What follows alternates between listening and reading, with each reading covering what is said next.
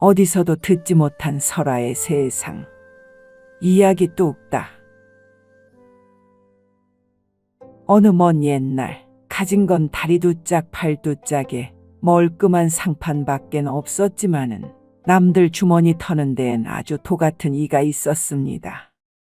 그는 거기다 어찌나 여자를 밝혔던지 가끔씩 수중에 들어온 푼돈이나 억세게 운 좋아 만든 목돈으로 처자들 뒷공문이 쫓아다니기에 바쁜 것이었지요. 그의 이름은 서동주로 그의 아비가 뒷간처럼 드나든 주막 이름을 따 지었다는데 어찌됐든 이 난봉꾼이자 사기꾼 총각 동주는 가는 곳에서마다 사기를 치고 다녔으니 그것에 당한 이들은 이를 갈다 이빨이 달아 빠질 정도였다는 것 아니었겠소. 그러니 곳곳에 관아에서까지 이 청년을 요주의 인물로 벼르고 있었는데 이런 동주는 그러든지 말든지 아주 만만치 않은 상대로 숨어 다니는 것이었소이다. 그 타고난 눈치가 어찌나 빨랐던지 조금이라도 자신을 알아챈 경우엔 마치 연기와도 같이 사라지는 산신령 마냥 순식간에 그 마을에서 튀어버리는 것이었지요. 그리고는 또 새로운 마을로 발길을 옮기는 것이었소이다. 그리고 오늘도 그는 새로운 입맛을 다시며 어느 커다란 마을의 초입에 들어서고 있었지요. 아이고 더워라. 어째 날씨 변덕이 이리도 심하다더냐. 마치 저 어짱 마을에서 봤던 순이 같네 그려. 거참 그 순이 떼어놓느라 힘께나 썼건만은 고른 변덕쟁이와 또 엮여버리면 그때는 어찌했을까나. 아 그럼 그 예전 미선이한테 했던 것처럼 그냥 내빼야지 별 수 있겠느냐고. 다른 건 몰라도 치고 빠지는 건 내 전문이니까 말이지. 이런 혼잣말에 어느새 그 마을의 장터에까지 다다른 동주였지요. 그럼 오늘도 한번 제대로 일을 벌여볼까나. 자자, 오늘의 먹잇감님들. 어서 하나둘씩 모여들 보시지요. 라며 남은 혼잣말을 늘어놓던 그가 바닥에 뭔가를 펼쳐놓는 것이었소. 그것은 웬 엽전 꿀어미들인 것이었소이다. 자자, 여기 돈을 사고 파는 조선 유일의 돈파리가 왔어이다. 이 지역 엽전 한 푼이면 여기 두 푼을 살 수 있다는 거 아니겠소? 그럼 두 푼을 가져오시면 네 푼, 네 푼을 가져오시면 여덟 푼이 되는 세상. 자자, 요런 돈을 사고 파는 세상이 바로 여기 왔다는 거 아니겠소? 그럼 어여들 오셔서 여기 엽전들 사가시오. 이런 말 같지도 않은 돈으로 돈을 사가란 소리에 장터를 지나던 이들은 하나 둘 놀란 표정으로 몰려드는 것이었습니다. 그리고서는 진짜로 돈을 살 수 있음에 입을 다물 새도 없이 혀만 내두르는 것이었지요. 아이고, 이것이 무슨 일이여? 어찌요, 내 돈으로 딱 두 배를 살 수가 있다는가? 이거랑 이것이 어째 똑같은 돈이 아닌 것이여? 그러자 환히 웃는 서동주였소. 물론 똑같은 돈이긴 합니다요. 하지만 그 가치가 아주 다르다는 거 아니겠습니까? 아니 돈이면 똑같은 돈이지. 그 가치가 다르다니. 내 돈에는 무슨 금가루라도 뿌려져 있답니까? 라며 자신들의 엽전을 이리저리 살피는 마을 사람들이었지요. 그러자 뭐니 뭐니 해도 상평통보란 것이 하나의 주물에 넣고 같은 재료로 만든 것 아니겠소? 헌데 그 가치가 다르다고 하니 참으로 말도 안 되는 소리 같소이다. 그럼 어째 그런지 솔직히 말해보시오.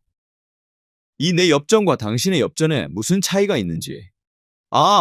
있는 대로 말해보란 것이오. 한 똑똑해 보이는 선비가 한껏 다가와 묻는 것이었소이다. 이에 다른 사람들도 돈을 바꾸다 말고는 손을 멈춰 세우는 것이었지요. 그러자 이 지역에 사시는 님들의 돈은 타 지역과는 아예 다른 가치를 지닌다는 것 아니겠소? 그것을 물건값으로 치자면 여기선 두 푼 하는 물바가지가 저 아랫마을에선 네 푼 하는 것을. 그러니 같은 돈으로라도 살 수 있는 것이 달라버리는데 이것이 돈의 가치가 아닌 뭐겠소? 특히 내가 발품을 잔뜩 팔아 터득한 정보이거늘 아, 그럼 당신들도 나처럼 돌아다녀 보시든가요? 저 다른 마을에서 2푼의 물바가지를 살 수 있는지. 이에 수군대기만 하던 마을 사람들이었건만 아, 그럼 여기 어여 10푼 주시구려. 난 여기 5푼 가져왔소이다. 한 주민이 엽전 꾸러미를 내밀며 2배로 받아가자 다른 이들도 일제히 가져온 돈을 내밀기 바쁜 것이었소. 이에 그 똑똑한 선비는 값만 고쳐 쓰는 것이었지요. 이리하여 가져온 엽전 보따리를 모두 팔아버린 동주였건만 그가 받아 챙긴 엽전은 역시나 반토막이 나 있는 것이었소. 헌데도 서동주는 그저 환한 미소만을 내보인 채로 그 엽전을 챙겨 자리를 뜨는 것이었습니다. 어찌 이런 멍청한 일이 또 있을지. 돈의 가치가 지역마다 다르다 한들 그것은 그 지역 안에서나 그리 통용되는 것일 터. 그럼 타 지역에선 똑같은 돈일 뿐인 것인데 어찌 그런 절반으로 가벼워진 엽전 보따리에 좋아라 하는 건지. 이런 서동주는 미리 정해둔 주막 내 여관으로 발을 들이며 더 음흉한 미소를 지어 보이는 것이었소이다. 그럼 이제 제대로 장사를 시작해봐야겠구만. 어디 보자. 요놈의 싸구려 물건들을 이제 좀 닦아놔야 쓰겠는데? 이내 구석의 커다란 보따리에서 온갖 때가 묻은 빛과 녹슨 촛대 그리고 휘어진 비녀들을 쏟아내는 동주였소. 그리고서는 그것들을 일일이 구부리고 닦고 문질러대는 동주였지요. 그리고 다음 날 동주는 여지없이 장터로 나가 그 물건들을 좌판에 쏟아내는 것이었소. 그러더니만 찾아 여기 아주 값비싼 물건들이 왔소이다. 저 아랫마을과 팔도 전 지역에서 대냥 이상 가는 물건들을 여러분의 비싼 돈의 가치로 단 2냥 이하로 모시겠소이다. 찾아 그럼 어여들 물건들 봐보시오. 이 동네에서 쉽게 볼 수 없는 물건들이 왜다. 이 소리에 어제 그 푼돈을 2배로 팔던 장사꾼이어서였는지 더 귀가 솔깃해진 마을 사람들이 우르르 한꺼번에 몰려오는 것이었어. 그리고서는 그 물건들을 하나하나 들어보며 신기해하는 것이었지요. 아니, 이건 진짜 금붙이 같구만. 어째 이리도 광이 난다는가? 내 거랑 비슷한 비녀 같기도 한데. 아, 그래도 뭔가 더 비싸 보이지 않는가? 어째 이런 걸 반값에 살 수 있다니. 아, 우리 동네가 진짜 잘 살긴 하나 보네 그려. 다른 데선 이걸 훨씬 더 비싸게 산다니까는. 이런 저런 말들을 주고받으며 그 물건들을 정신없이 사가는 마을 사람들이었소이다. 좋은 물건을 헐값에 산다는 생각이 이 온 마을을 휩쓸고 지나간 것이었지요. 사실 그 물건들은 누군가가 내다 버린 골동품 수준도 안 되는 것들이었는데 말입니다. 제 돈의 가치가 훨씬 높다라는 서동주의 말에 진작부터 속은 마을 사람들은 더 좋은 물건들을 샀다는 만족에만 부풀어 각자 집으로 돌아가는 것이었지요. 이에 서동주는 노을이 지는 장터의 한켠에서 한가득 실어온 물건들을 죄다 팔아낸 것이었소이다. 그리고는 좌판을 말아 올린 뒤 곧장 그 마을을 떠나는 것이었지요. 그가 챙긴 엽전 꾸러미는 처음에 가져온 것보다 적어도 10배 이상은 늘어 있었고 말입니다. 이런 서동주가 마을을 뜨고 난 뒤 마을 사람들은 그로부터 산 물건들에서 이상한 변화를 목격하는 것이었소. 그리고 며칠이 지나자 녹이 올라오는 건 물론이요. 어떤 물건은 금세 부서져 버려 전혀 제 역할을 하질 못하는 것이었지요. 일순간에 아예 쓸모가 없어져 버린 것이었소이다. 이에 마을 주민들은 그 서동주를 찾아 장터를 뒤지기 바빴소만 그가 내뺀 지는 이미 닷새가 넘어가던 터 그들은 그저 땅을 치고 제 무릎만 쳐댈 뿐이었지요. 이 같은 상황을 안 봐도 뻔히 안다는 듯 그저 배시시 웃으며 제 갈 길로 멀어지는 서동주였소이다. 그리고서는 또 어느새 새로운 마을로 발을 들이고 있는 그였지요. 아이고 어째 여기 양반들은 다른 데보다 더 순진해 보이는구만 그래. 잘 됐다. 얼른 여기서 한탕하고 남쪽으로는 좀 여행이나 다녀야지. 아 그럼 여기선 좀 괜찮은 처자 하나를 꼬셔봐야겠는데. 서동주는 자신이 묵을 여관방을 미리 정해놓고서는 엽전이 잔뜩 든 보따리를 이고 또 그 마을의 장터로 향했소. 그리고서는 이전과 똑같은 썰을 풀기 시작하는 것이었지요. 헌데 이때였소이다. 막 그 썰을 풀기 시작할 때 즈음 어디선가 처음 보던 거지 소녀 하나가 한참은 가까이 다가와 서 있는 것이었습니다. 이에 눈치가 보이던 동주였건만 참다 그 거지 소녀를 슬쩍 쳐다보는 것이었지요. 저기로 좀 물러거라. 여서 동냥을 해봤자 너한테 줄 점은 하나도 없어 놓으니. 그러자 찡그리는 표정 하나 없이 동주를 똑바로 바라보던 거지 소녀가 여기 라며 새카만 손을 가만히 들어 보이더만은 그 고사리 같은 손바닥을 펴 보이는 것이었소이다. 이걸 저짝에서 아까 떨어뜨리셨는데 말입니다. 이에 동주가 그 거지 소녀의 손바닥을 들여다보자 어째 동주의 엽전 보따리에서 떨어졌을 만한 그 엽전 하나가 놓여져 있는 것이었소. 곧장 그것을 받아쥔 동주가 아까 보따리 떨어뜨릴 때 튀어나갔나 보구먼. 그래? 고맙다. 라며 엽전을 챙기려던 그때 거지 소녀를 다시금 바라보는 것이었지요. 꾀죄죄 얼굴과 산발이 된 머리, 그리고 다 해진 저고리가 이루 말할 수 없이 불쌍해 보이는 것이었소이다. 이에 그 모습을 보다 못한 동주가 어째 이건 그냥 네가 갖거라. 요놈이 널 임자로 여기는 것 같으니. 라며 엽전을 거지 소녀에게 전해주는 것이었지요. 헌데 그것을 받아든 채로 슬쩍 물러서려던 거지 소녀가 남들 속여서 장사하지 마시오. 그러다 천벌 받소이다. 이 말에 두 눈이 커져버린 동주였소이다. 아니 요것이 어디서? 그 거지 소녀를 불러 세우려 해도 이미 그 소녀는 저만치로 멀어져 버린 것이었지요. 내 귀한 엽전도 쥐어줬건만은 저저. 아니 근데 저 어린 것이 어찌 알았을까? 도무지 알 길이 없을 자신의 속임수에 그것도 이런 타지의 어린애가 남의 등쳐먹는 자신을 꿰뚫고 있다는 건 도무지 말이 안 되는 것이었소이다. 하지만 얼른 그 소리를 털어버리고 이전에 했던 대로 거짓 장사를 시작하는 그였지요. 돈파리를 먼저 한바탕 끝내고나 동주는 다음 날 또 온갖 쓰레기 더미에서 퍼온 물건들을 대충 닦아서 비싼 값에 파는 것이었소이다.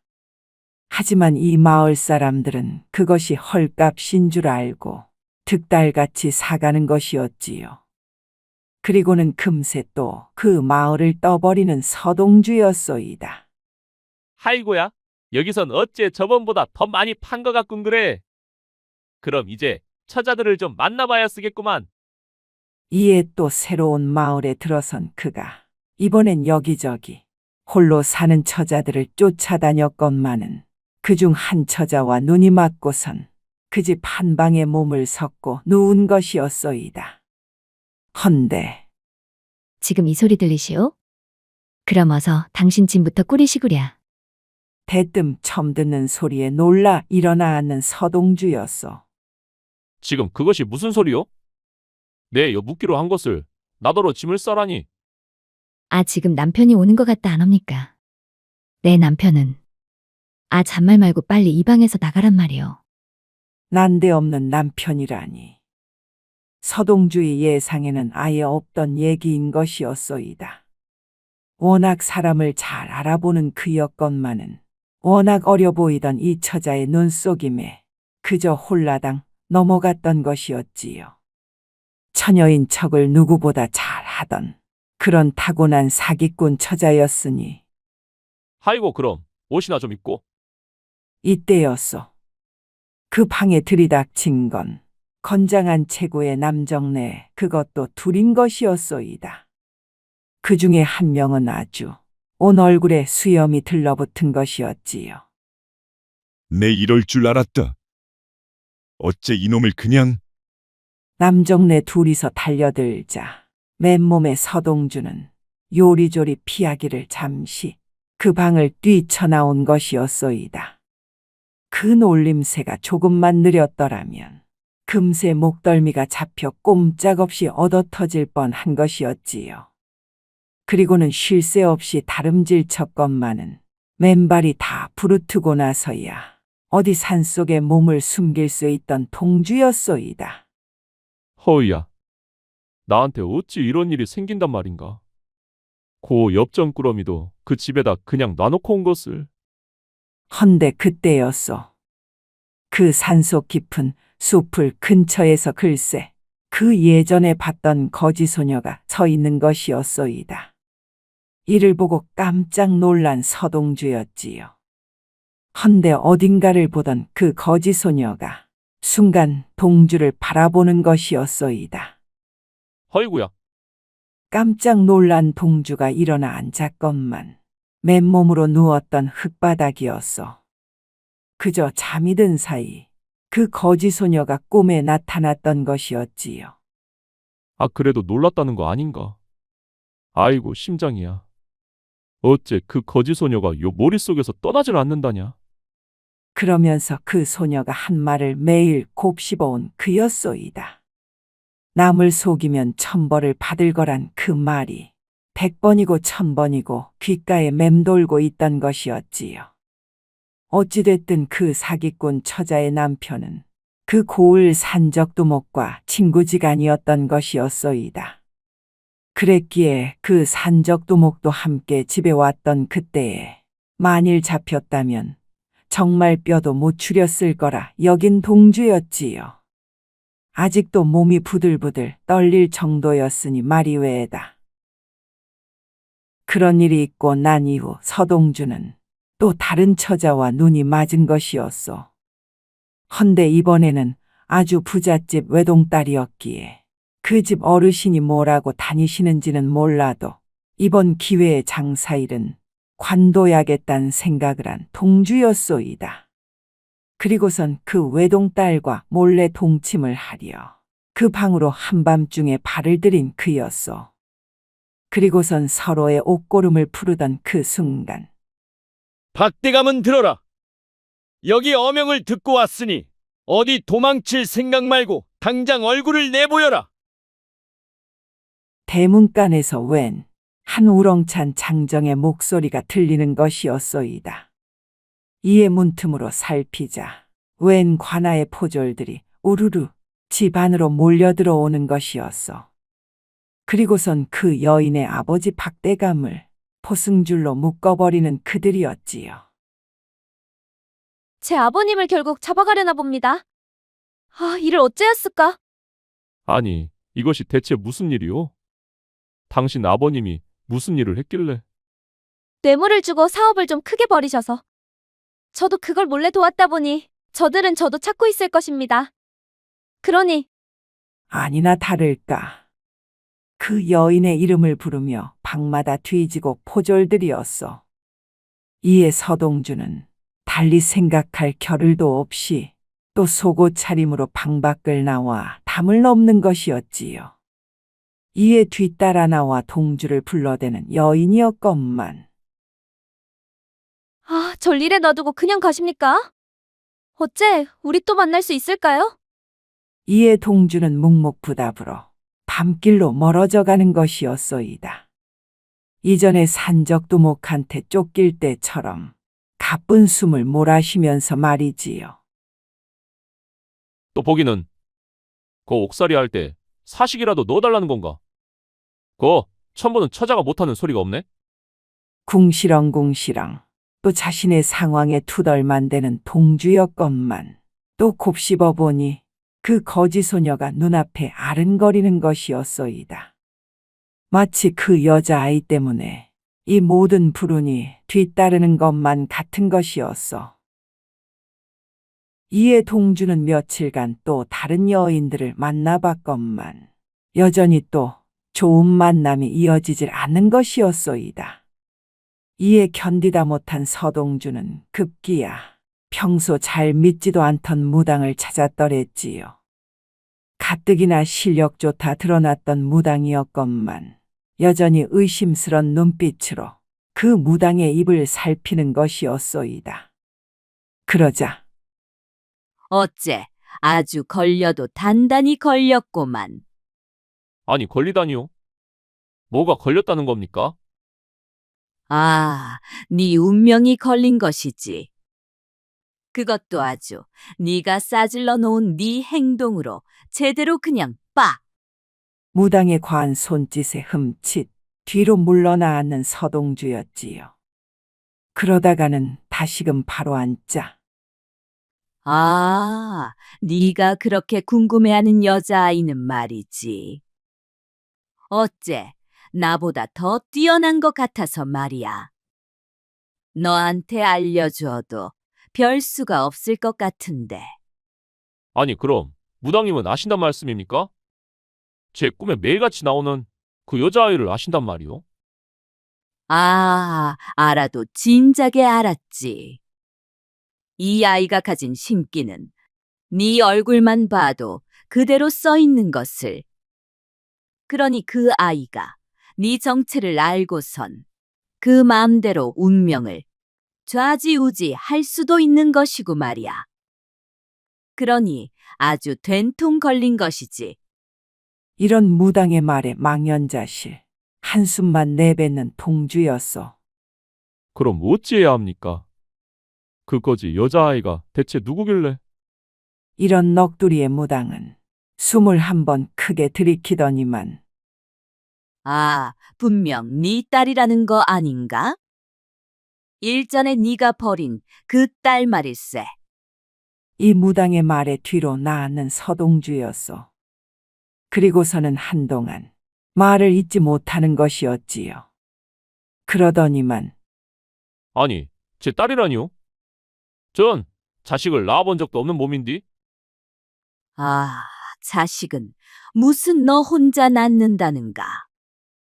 네가 안 낳는 건 당연한 일이거니와 네가 숱하게 만난 그 처자들 중에선 네 몸과는 상관없이 낳았을 수도 있다는 거 아니겠나? 그러니 그 거지 소녀는 어디선가 집을 뛰쳐나온 네 딸내미 되시겠네. 그러니 자꾸 네 꿈속으로도 찾아오는 것이고 말일세. 이런 무당의 소리에 잠시 동안 넋나간 동주는 다시금 말을 잇기 시작하는 것이었소. 아니, 그럼 뭐 일단 그렇다 치십시다. 그러면 어찌 그런 내 딸이 왜 자꾸 내 인생에서 회방을 놓는답니까? 저를 아비로 여기면 오히려 도와줘야 되는 거 아니겠소? 그러자 이 소리에 혀를 끌끌 차는 무당이었소이다. 거참, 하나만 알고 열은 모르는구만. 아니, 네가 버린 딸 자식인데 내가 아무리 천하에 뛰어난 무당이라도 무슨 수로 돕는다는가? 그저 어떻게 해서든 널 괴롭히려는데 정신이 팔려 있는 것을. 그러니 요것만 봐도 딱 무슨 상황인지 이해가 좀 안 가는가? 아주 지 딸한테, 그것도 아주 신기가 충만한 여자아이한테 코가 껴도 단단히 끼인 것이란 말일세. 그것도 네가 정신이 번쩍 들기 전엔 별 수가 없는. 이에 동주는 그래도 뭔가 어찌할 방법이 없겠느냐며 따져 묻는 것이었소이다. 그러자 아, 뭐 방법이 아주 없는 건 아니다만 그것이 그 어런 기집을 찾아야 쓴다는 거 아닌가? 그래서 그 진실된 마음으로 속죄를 하면 어찌 알겠는가. 고 버림받아 뒤집힌 속을 바로 채워서 널 용서해 줄지. 그럼 그 용서는 너도 충분히 느낄 것일 테고 말이야. 이 이야기를 뒤로 한 채 그 점집을 나서는 서동주였소이다. 그리고 그의 눈에선 그제서야 후회의 빛이 좀 감도는 것이었지요. 그려 내가 그리도 막 처자들을 만나고 다녔으니 어디 내 자식이 없다 자신할 수 있겠는가? 그럼 어째 의심 가는 데서부터 찾아봐야겠구만 그래. 이런 뉘우침으로 생각이 한껏 기울던 동주는 일단 그나마라도 가장 오래 만났던 미자를 찾아갔더랬습니다. 헌데 아니, 고작 나랑 석 달 만나놓고 꽤 만났다라니? 그리고 난 너랑 만날 때 기억도 잘 안 나는구만. 그러니 너와 애가 있을 리도 만무하지 않겠는가? 거기다 너랑은 한 입을 덮은 적도 없건만은? 이불도 이불이었거니와 사실 그저 손만 잡은 것이 전부였던 것이었지요. 서동주의 초창기 연애 시절은 그저 쑥맥의 향연인 것이었소이다. 어떤 처자한테 어찌 접근해야 할지 아주 머릿속만 하얘지던 서동주였지요. 그랬다 보니 자신이 할 수 있는 건 사기를 쳐서 여심을 사로잡는 것뿐 다른 솔직함이란 없던 것이었소이다. 이랬으니 그 첫사랑 미자 이후로 만난 처자들을 죄다 찾아댕겨보자 다들 쏘갔던 기억에 그냥 대문을 닫아버릴 뿐인 것이었지요. 뭐 하나 따뜻한 눈길로 맞아주는 이들이 없어 놓은 터. 거기다 애는 무슨 애냐며 소금까지 뿌려대는 것이었습니다. 하이구야. 내가 정말 몹쓸 짓을 하고 다니긴 했나 보구만 그려. 다들 망나니로만 날 기억하니. 하긴 그런 소리를 들어도 싸지 뭐. 이런 와중에도 꿈속에서 나타나는 그 거지 소녀에 놀라 자다가도 벌떡벌떡 일어나는 서동주였소이다. 그랬다 보니 그 어떤 사기를 쳐 돈을 벌어볼까란 생각도 그냥 쏙 들어가 버리는 것이었지요. 죄책감이 올라와 버리니 그간의 자신감은 그저 고개를 숙인 벼 이상 마냥 풀이 죽어버린 것이었어. 그럼 이제 순이하고 미선이만 남은 건가? 아이구야. 얘네들한테 제일 미안한 구석이 많은 것인데. 잠시의 고민을 이어하던 동주는 어쩔 수 없다는 듯 터벅터벅 그들의 집으로 향했소이다. 그리고서는 먼저 미선이의 집을 찾아 대문을 두드려댔지요. 그러자 니시오? 아죠? 미선이의 오랜 친구인데 말입니다. 미선이 안에 있습니까? 글쎄 올시다. 난 여기 이사 온 지 얼마 안 돼서 거 처음 듣는 이름인디. 그럼 저 건너집에 한번 물어보시오. 그분은 여기 오래 사신 분이니까는 이 집에 살던 분도 알 것이외다. 그러고는 쿵하고 문을 닫고 들어가 버리는 남정네였지요. 이에 서동주는 어디 시집이라도 잘 갔나 보구만 그래. 이 집에서 안 산다면은 가족들 가정 다 이사를 갔나 본데. 혼자만의 생각이 끝날 무렵 그 건너 집에 도착한 동주였소이다. 저 계십니까? 네. 무슨 일이신가요? 웬 곱게 나이를 자신 할멈이 대문 사이로 고개를 내미는 것이었소. 저 건너편 집에 미선이가 살지 않았습니까요? 제가 친구인데 그 소식이 좀 끊겼어서 말이오. 혼인을 했다면은 뭐 그런 소식을 좀 알 수 있을까 하고요. 그러자 이런 동주를 빤히 바라보던 할멈이 저 집에 살던 미선이라면 진작에 세상을 떴는디? 그때도 그 딸내미 장사 지내고서는 얼마 안 돼서 그 집 식구들 다 이 동네를 떠났고 말이오. 어째 친구라면서 그런 소식도 몰랐는가요? 순간 그 얘기에 멍한 표정이 된 동주였소이다. 그리고서는 그때 눈물 짓던 그 미선이의 얼굴이 동주의 머릿속에 주마등처럼 스쳐가는 것이었지요. 아니, 그럼 그때가 언제입니까요? 대체 무슨 일로 그리 갔답니까? 그때가 한 3년 전쯤으로 기억하는데 말이여. 한참 낙엽을 치우던 때였으니까는. 아, 그 엄청 물난리 났다가는 좀 잠잠해진 그때 아니든가. 그때였다면 정확히 동주 자신을 만나고 얼마 안 된 때인 것이었소이다. 그리고 세상을 뜬 이유를 듣고 나니 동주의 다리는 그만 휘청하고 풀려버린 것이었지요. 아이고, 총각 괜찮은가? 거 뭐라고 다니길래 그리 서 있지도 못한다는가? 바닥에 주저앉은 동주를 가까이서 어깨를 토닥여주는 할멈이었소. 그 불어난 강물에 뛰어들 줄 누가 알았겠느냐 말이여. 들리던 소문에는 무슨 시련을 당해서 그랬다던데.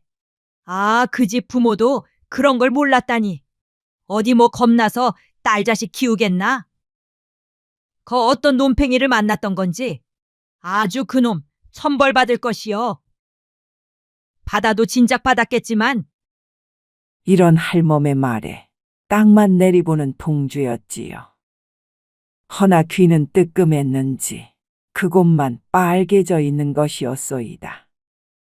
이에 몇 마디를 더 던져주던 할멈이 집 안으로 들어가려 하자 아, 저 그럼 낳은 아이는 없었답니까? 미선이 말인가? 아, 아이는커녕 제 정신도 못 가눠서 그리 됐다는데. 아, 자식 새끼가 무슨 가래떡 마냥 뽑으면 그냥 쑥 나온다는가? 거참 사람 멀쩡해 보이는구만은. 괜시리 못할 소리를 내뱉은 놈이 된 동주를 뒤로 하고 자신의 대문을 쿵 하고 닫아버리는 할멈이었소. 이에 동주는 그저 먼 산만을 바라보고 있었지요. 이를 어쩐다. 나 때문에 어찌 그런 일이. 미선아, 미안요. 잠시 눈물을 보이던 동주는 곧장 다른 마을로 발길을 돌렸소이다.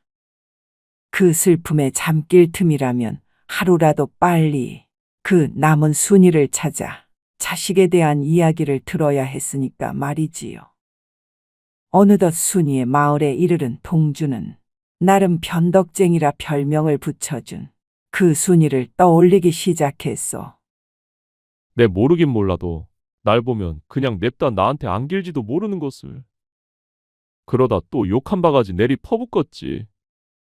아, 그럼 어째 이 귀에다 뭐라도 받고 가였을라나. 이내 자신의 주머니에서 약간의 손뭉치를 꺼내보는 동주였지요. 그리고서는 제 양귀에다가 아주 꾹 그 손뭉치를 눌러넣는 것이었소이다. 그리고서는 그 순이의 집을 찾으려던 그때, 아, 그 장에서는 어느 장마당에 한참은 낯익은 어떤 처자가 춤을 추고 있는 것이었소. 이에 더 가까이 다가가 보자. 아이고, 순이 아니요. 그랬소이다. 그 하루라도 빨리 만나보려던 순이가 한쪽 귀에는 꽃송이를 꼽은 채 뭔가를 흥얼거리며 춤을 추고 있는 것이었소. 그것도 반쯤 정신이 나간 채로 말이 외에다. 순이야, 나요. 동주. 서동주란 말이요. 가까이서 외쳐대매도 그 순이는 딴 곳만을 바라보며 춤을 추는 것이었소. 그러다 동주가 그녀의 팔을 슬쩍 잡자 그제서야 동주를 바라보는데 웅얼웅얼 뭐라 몇 마디를 하는 것 같던 순이는 마치 동주를 처음 본다는 마냥 고개를 획 돌려버리는 것이었소이다. 그리고서는 다른 곳으로 향하는 것이었지요. 그제서야 자신의 귀에 꼽은 손뭉치를 빼낸 동주가 멀어지는 순이를 불러댔건만 순이는 그저 또 막춤으로 장터 사람들을 놀래키더니만 그 길로 멀어지는 것이었소이다. 아니, 내가 아는 순이가 분명 맞는 것 같은데. 이에 그 옆에서 함께 바라보던 상인이 말을 붙이는 것이었소. 여기 맨날 오는 저 순이를 어째 아시는가 보? 저 불쌍한 것을 가족도 내버린 것 같던데. 아니, 그럼 진짜 순이가 맞단 말씀이십니까? 아, 이름이 순이니까는 당연한 거 아니겠소? 어째 무슨 먼 친척이라도 되시는 거요? 아, 저는 이 동네에서 나름 유명 인사이지만서도 이젠 좀 저리 놔둬선 안 되지 않나 싶소. 거 남 장사할 때 춤추고 저럴 거면 제 집에나 가서나 저럴 일이지. 순간 동주는 여기 온 목적을 떠올렸지요. 그러면 그 자식은 없답니까? 저런 상태라면 자식 키울 재간도 없을 터이지만. 아, 딸내미가 있었다 들었는데. 그때 그 혼자 애를 낳고 엄청 고생을 했다 들었소. 그리고 그때부터 좀 이상해졌다던데. 아, 그런데 언젠가부터 그 딸내미가 안 보이는 것이었소이다. 소문에는 딸내미가 어디로 팔려갔다나. 아, 그리고 일전에는 그 딸이 지 아비를 찾는다며 돌아다닌다는 것이었소. 무슨 한번 보면 자기가 딱 알아볼 수 있다나 뭐래나. 무슨 신기가 좀 들려있던 것 같다던데. 이 소리에 움찔, 머리를 한 대 얻어맞은 듯한 표정을 보이는 동주였습니다. 아니, 그럼 그 딸내미 어디로 가면 찾을 수 있겠소? 아, 그걸 랜들 어찌아오? 그냥 사라졌다는데. 아, 그런 딸을 지 어미가 찾아야지. 근데 맨날 여기서 저러고만 있으니. 아, 그러니 그 딸도 지가 알아서 도망간 거 아니었겠소. 이런 소리에 망연자실, 어찌할 바를 몰라 난감해만 하는 동주였지요. 드디어 그 거지 소녀의 정체를 알아냈건만 그 아이를 찾을 길은 너무도 막막하기만 한 것이었소. 이내 그 마을을 떠난 동주는 더 이상 사기를 치지 않았다고 합니다. 그리고는 여지껏 여인들에게 범한 자신의 죄를 깊이 뉘우치며 매일같이 반성하는 자세로 한마을에 정착했다고 하네요. 그리고는 그곳에서 아주 솔직한 일로 돈을 벌며 하루하루 평범한 생활을 이어갔다고 합니다. 헌데 그러다 보니 참한 처자도 만날 수가 있었고 남들처럼 자식도 낳아 아주 단란한 가정을 꾸릴 수가 있었다는데요. 그날도 동주의 어린 아들이 마당채에서 혼자 놀며 대문을 들락날락하고 있을 때였소. 낮에 한창 밭일을 하고 집에 온 뒤 옷을 갈아입고 나온 동주가 아내의 빨래 널기를 돕고 있을 그때였소이다. 아버지! 아, 이거 보시어요. 저도 이 엽전을 얻었습니다요. 쫄래쫄래 뛰어온 아들이 그 고사리 같은 손바닥을 내밀어 보이는 것이었습니다. 엽전이라니. 어디 보자. 아들의 손바닥엔 정말 작은 엽전 하나가 놓여 있는 것이었지요. 헌데 그것을 보던 동주의 눈이 한순간에 커져버린 것이었소. 아니, 너 이거 어디서 난 것이냐? 저 밖에서 어떤 거지 여자가 줬습니다요. 여기 사시는 분 거라면서? 이 소리의 순간 집 밖으로 뛰쳐나간 동주였지요. 그리고는 황급히 주변을 살피는 것이었소.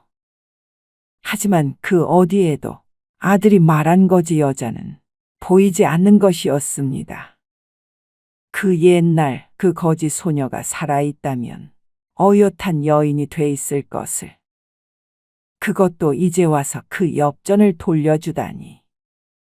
동주는 자신의 딸이 분명 왔을 거라 여기는 것이었소이다. 그리고는 그 예전 무당의 말을 떠올리는 것이었지요.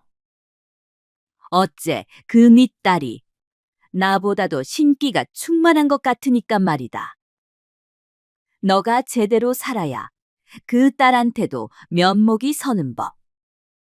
안 그러면 되려 화를 입을 테니 그땐 그 딸을 원망해도 별 수가 없는 것이지. 바로 네 딸이 지 아비를 벼르고 있으니까 말이다. 그런 서동주는 어딘가로 사라져갔을 그 딸을 찾고 있었소. 해질녘 노을이 사라질 때까지도 그는 길에서 눈을 뗄 수가 없었지라. 그의 아내와 아들이 다가와서야 하는 수 없이 집 안으로 들어가는 그였소. 그리고 그 엽전 하나를 손에 꼭 쥔 채 대청마루에 앉아 오늘도 속죄하고 있었다오. 솔직하고 참되게 살지어다. 오늘도 내일도 내 너한테 욕보이지 않도록 하마. 그럼 여기까지. 한남봉꾼이자 사기꾼이 자신이 벌인 일로 되려 당한 것도 모자라 자신의 귀한 딸로부터 놀라운 깨달음을 얻었다는 이야기였소이다. 세상에서 가장 귀히 여겨야 할 일이 무엇이고 소중한 것은 또 무엇인지, 그리고 그것과 어긋난 삶을 살면 어떤 위기가 찾아와 얼마나 큰 깨달음이 필요할는지, 이런 생각, 저런 생각을 오래오래 함께 해본 시간이 되셨음 합니다요. 그럼 다음에 또 재미난 이야기로 찾아올 것을 약속드리면서 좋아요 누르신 분들 모두 행복의 나라로 뚝딱. 재미있는 창작서라 이야기 뚝딱. 아직 구독, 좋아요를 안 하셨다면 지금 꾹 눌러주세요. 다음 영상에서 또 만나요.